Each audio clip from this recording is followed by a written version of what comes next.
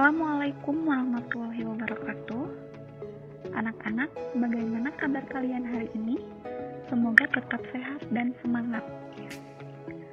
Oke, pada pertemuan kali ini kita akan belajar masih di bab 4, yaitu keberagaman masyarakat Indonesia dalam bingkai Bhinneka Tunggal Ika ya.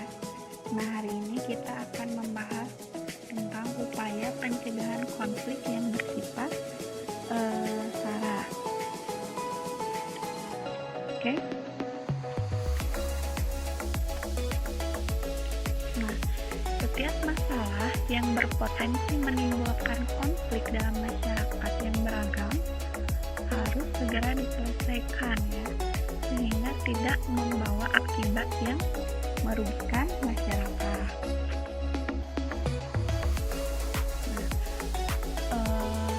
Bagaimana ya upaya mengatasi masalah dalam masyarakat? Nah, ada upaya untuk mengatasi masalah dalam masyarakat ini dapat dilakukan ya dengan cara preventif dan represif.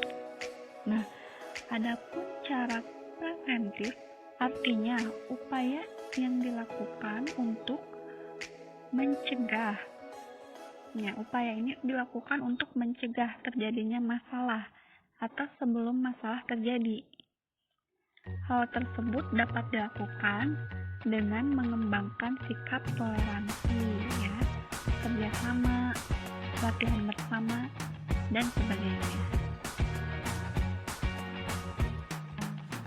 Nah, adapun cara represif adalah upaya mengatasi masalah pada saat atau setelah terjadi masalah, seperti penangkapan, pembubaran paksa, dan sebagainya.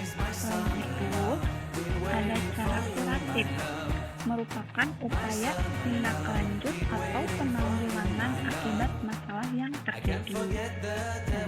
Cara ini bertujuan untuk mengatasi dampak dari masalah yang terjadi, misalnya pendampingan bagi korban kerusuhan, perdamaian, kerjasama, dan sebagainya. Oke. Selain itu, upaya penyelesaian konflik di masyarakat dapat juga dilakukan dengan mengembangkan sikap saling menghargai dan menghormati berbagai keragaman di masyarakat. Ada pertanyaan ini, bolehkah kamu membanggakan suku bangsa dan budaya sendiri? Bahkan kamu itu bangga memiliki suku beda, misalkan suku Batak atau lainnya ya. Boleh tidak? Ya, tentu saja boleh. Tapi ya ada tapinya ya.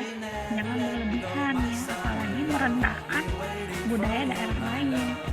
Ya, sikap seperti itu dapat menimbulkan perpecahan. Ya. Sebaliknya, kamu harus menghormati ya dan menghargai budaya daerah lain. Hal itu dilakukan agar bangsa Indonesia menjadi bangsa yang kuat dan maju serta disegani oleh bangsa lainnya. Oke. Selanjutnya, sikap menghargai dan menghormati keanekaragaman suku, bangsa dan budaya dapat kalian terapkan melalui berbagai cara. Misalnya, tidak menonjolkan suku bangsa sendiri ya, tidak menjelek-jelekkan suku bangsa lain, terus mau bergaul dengan teman yang berbeda suku ya, jangan misalkan saya mah suku Sunda sama suku Sunda aja, tidak ya.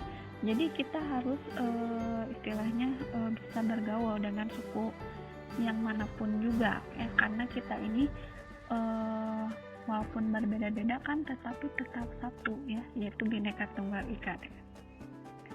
Nah, terus memberikan pujian terhadap keindahan budaya suku bangsa lain, misalkan